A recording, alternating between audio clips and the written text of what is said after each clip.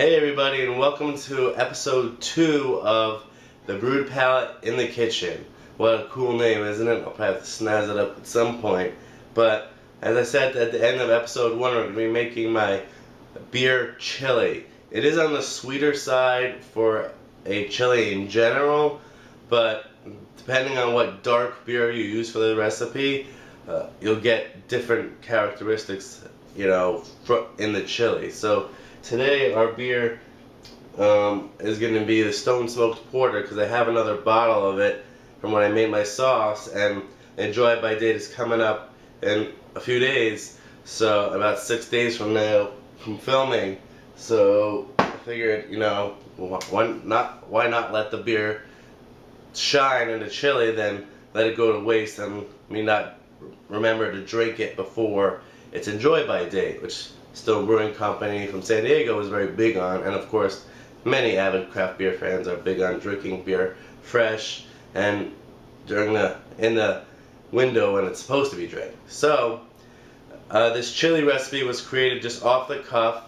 The first time I made it, I used Great Lakes Edmund Fitzgerald Porter. It came out great. But this recipe is like a kitchen sink recipe. The first time I made it, it was my first time ever making chili. So I took whatever I have learned from the Food Channel or just watching videos about chili making, chili contests, so those shows on the Travel Channel, Food Channel, and just threw it all and it came out great.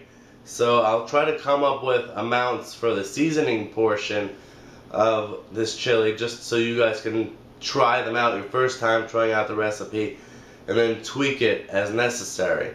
And then, try different beers, different vegetables, different chilies. I like to have my beer chili without actual fresh chilies, just because it's a little easier to monitor the heat that you get.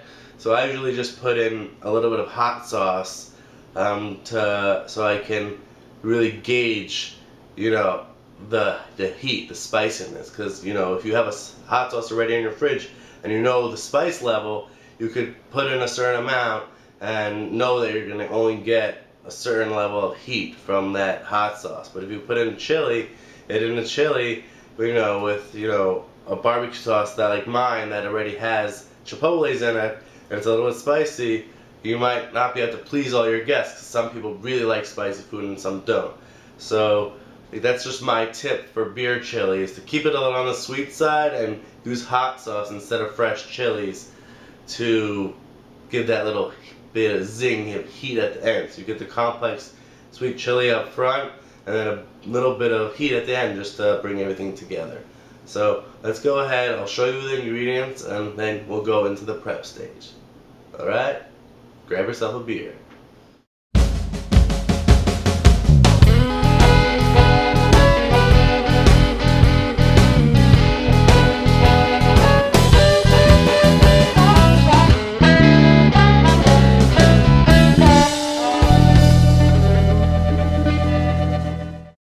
Alright, so those ingredients are gonna form our base for the chili. So as you see here, I first chop up the bell peppers and onions. You could use whatever color bell pepper you want. I happen to have a couple red ones on hand. The first time I used it, I did a red and a green. So whatever you like, you could put whatever color you like, you could put in the chili. In terms of size for the onions, you want a medium size, not a real fine dice, because you're gonna want to be able to eat those, and recognize them once you have the chilies. So, just like that. Next, assembling the base. Once, of course, you put the peppers and the onions into the crock pot, you should add all the tomato products, the crushed tomatoes, the fire roasted tomatoes, and the tomato paste. I didn't end up using the whole can of tomato paste, just because last time I didn't add the whole can, and I really liked the flavor of the chili in the end. But if you want to add the whole can, you definitely can. For the beans, I did rinse most of the starch out of the beans, just because I didn't want that canned bean taste in my chili, but you can leave it in if you want. And the last part of this foundation setting stage of putting all that foundation in your crock pot is breaking up the meat.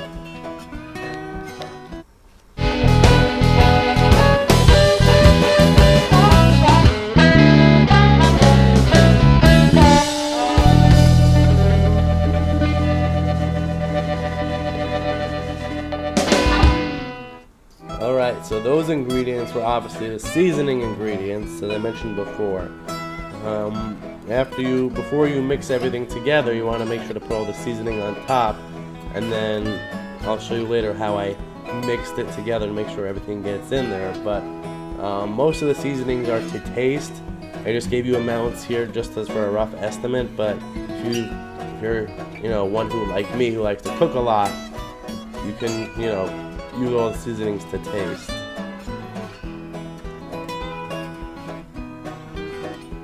And also, I added, I believe, most of the 22-ounce bottle of beer, if not all of it, but just add a little bit in the beginning, as you see here, and then I'll add a little more in later once I've mixed everything up, just to, gauge how much liquid you're going to put in there, because again, I didn't put any water into this chili, because the beer and the tomato products and all the vegetables, have water as part of their makeup, so we won't need to add any water to this chili unless it thickens up on you and you want to thin it out. But really, with this recipe, that shouldn't be a problem.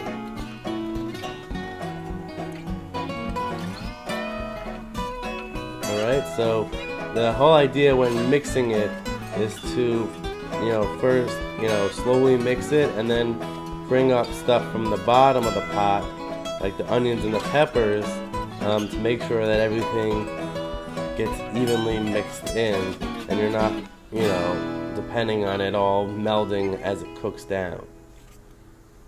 But that's that stage of prep. Alright everybody, so we've come to the end of the prep stage. As you see, I've plugged in my crock pot and put the insert with the chili in it inside, looking nice and delicious. So the next step obviously is to put the top on and set it to low, and then the deal is you want to cook it for at least 8 hours for all the flavors to meld, but the longer you cook it, the more flavor develops, and there's enough liquid in there that it should be able to cook for even 24 hours. If you want to do like a overnight chili recipe, you could prepare this at night and then have it the next day for dinner or lunch, or for a cookout, whatever your plans are for the chili. But of course, the longer you cook it, you have to keep an eye on it after the 8-hour mark to make sure that there's enough moisture in there. So if there isn't, then after you mix it, you see that there's not so much moisture left, then you could either add water and a little more salt and pepper just so the seasoning doesn't go down, or you could add a mixture of more beer and more water to make sure that the beer flavor hasn't cooked out all the way. Alright, so just for an update, and probably the last update for this chili, and I'll post a little note at the end how it came out in the end, this specific batch, but it's been cooking for about a little over 5 hours now, and as you see, the meat all broke down. It was ground meat, so the chunks just had to break up, and it's a little bit thicker than it was when I put it in. But one thing I wanted to note last was that before you serve it, if you see that it's liquidy and you want it to be a little bit of a thicker or chili to put on like tacos and or just eat with bread or rice, then you could take a certain part of your ladle and just gather some liquid. I'm doing it with a spoon, but it looked like gather some liquid out of there and put it in a bowl or a measuring cup, whatever, and add some cornstarch, about a 1/4 cup or so, and then and then dissolve it and mix it up real good, and keep adding more liquid until you really get all the chunks of cornstarch out. And then add that slurry back into the chili and mix it around real good so cornstarch doesn't start to clump up again. And then once you're ready to serve it and it starts to cool down, it'll thicken up the chili. So since I'm planning on cooking this one for 24 hours, having some for Friday night dinner and a little bit for lunch on Saturday with my wife, I'm gonna keep it liquidy because, as you see, the steam is coming off of it, so you don't want to thicken it up and then there not be enough liquid to keep the cooking going for 24 hours. If it's too thick, it'll burn in the crock pot. So again, if you're cooking it overnight, keep it liquidy, and then before you serve it, do the slurry. Don't say, oh, it's looking liquidy, I'm gonna put a slurry of cornstarch in it. Just wait until about 10 minutes before you're serving, while it's still piping hot. Make the slurry, stir it in, wait a few minutes, then turn off your crock pot, take out the insert, stir it again, and then wait for it to thicken up before you put it on, put it in a serving bowl or wherever you're going to serve it from. Alright? So that's my last tip, and let's go in the wrap up. Alright guys, so I hope you enjoyed me making my crock pot sweet beer chili. I'll come up with a more fancy name once I post this episode, obviously, but it's just basically a beer chili that happens to be sweet instead of spicy. Hope my step-by-step instructions and video and pictures were a good help for you to be able to learn how to make this chili. Because I'll probably be too busy relaxing with my wife to show more updates on how it progressed and how it tasted. I'll note first here that when I'm smelling it now at the 5-hour mark or 5.5-hour mark, it does smell very similar to the last time I made it, which I basically used the same ingredients, I just used a different beer. So it pretty much smells the same, so I know it's going to come out just as good. So because, again, I won't be able to take a picture or show any more updates, here's a quick picture of a bowl of it from the first time I made it, and it'll look pretty much the same. It'll be a darker chili because of the additional brown sugar and barbecue sauce. So I hope that you guys can try this recipe out, and if you want, please share your beer recipes with me so that I can try them out, tweak them to my liking, and then post more episodes for you guys as we go on this beer journey and developing our palates, not only from drinking beer or brewing beer, but also cooking with beer. So cheers, and go grab yourself some nice food and, of course, a beer to drink with. Cheers.